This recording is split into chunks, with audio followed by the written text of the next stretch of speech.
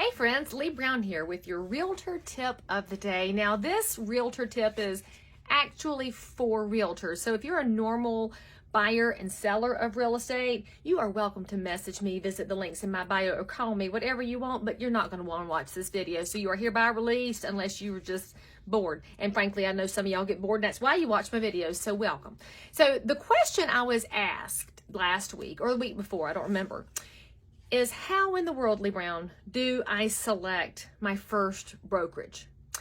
It's something that's not talked about very often in the business, and new realtors do not get hardly any guidance on how to select a broker because there are as many different brokers as you have hairs on your head, and frankly, probably more consistency in your hairstyle than amongst brokers because you're going to have different personality types, you're going to have different approaches to the business. There's all these different factors to consider. So let me give you the top things to consider when selecting a real estate brokerage. Now, spoiler alert, this might not be your first brokerage, but it could be that you've outgrown where you are and you're trying to figure out how to make a selection. The number one thing to find out is why that broker opened their own firm. So find out if they opened the firm as a means to make money, or did they open the firm because they feel a specific calling to work, a niche in the marketplace, or did they open the brokerage because they wanted to bring a brand to a marketplace? There are a lot of reasons to open your real estate firm. My dad and I opened our own firm in 2003 because we wanted to provide a different kind of agent experience to the agents who worked with us. Now, it means I've always been a fairly small broker because I don't need to have 80 million people around me, and that's okay. There's different business models there, which means the second thing you want to ask this broker prospect of yours is, how do you select the agents that work in your firm? Now, if they select everybody because they will take you if you have a license and you're breathing, then maybe that's for you if you want some anonymity and you want to swim in a sea and be let loose and let on your own. That fits some people. However, if that's not the kind of environment you want, you need to know, because by nature, the larger the brokerage is and the fewer managing brokers for the number of agents, the less attention you're going to get. And that's okay if you are a driven, disciplined person. For example, one of my brand new agents did a business plan. Y'all, look at all these pages. And look, some of y'all are throwing up right now because y'all have never done a business plan. I love y'all. You make up real estate by the seat of your pants. But if you're this kind of a realtor, you need to make sure that you have a broker who can A, read it and understand it, and B, welcome that you have your own unique ideas and skills to bring into the business. Some brokers don't want you to have a business plan because they want you to walk in and do exactly what you're told. Again, there's a butt for every saddle, so you can't get too hung up on that, but you need to know yourself and what your needs are.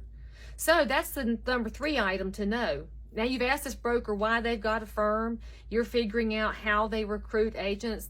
You need to know what you need in the way of real estate support. Do you need a mentor? And if you need a mentor, ask if they provide it. And if they do, how do they make those matches? Because mentoring is absolutely a fiddler on the roof thing of matchmaker, make me a match. Because if you don't like your mentor, you're not going to listen to them, which means it's kind of a waste of everybody's time.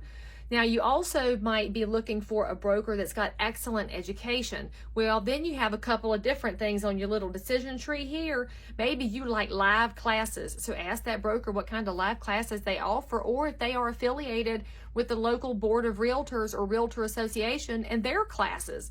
The other kind of learning that's very popular right now is online learning or on-demand learning. And maybe you are an in-your-yoga-pants kind of learner. Make sure that if that's what you want, your brokerage does have it available. Now, knowing this, y'all, when you get into real estate, it's very entrepreneurial. You're going to create it to be what you want it to be. And you can find a lot of supplements to wherever you land, but you need to make sure you're landing in the environment that makes the most sense for you. Now, the 4th thing I would ask of this broker with whom you may affiliate is, why do I want to come work with you? Why do you need me? And find out, friends, if that broker Googled you before you showed up. Now, we often find this out in real estate. We will Google, Facebook, stalk, LinkedIn, all of those things to find out information about our future buyers and sellers, because frankly, for one thing, it's a safety issue. And secondly, it's kind of fun to be a busybody because then you know how to have conversations. You should do the same thing if you are a realtor looking to affiliate yourself with a broker.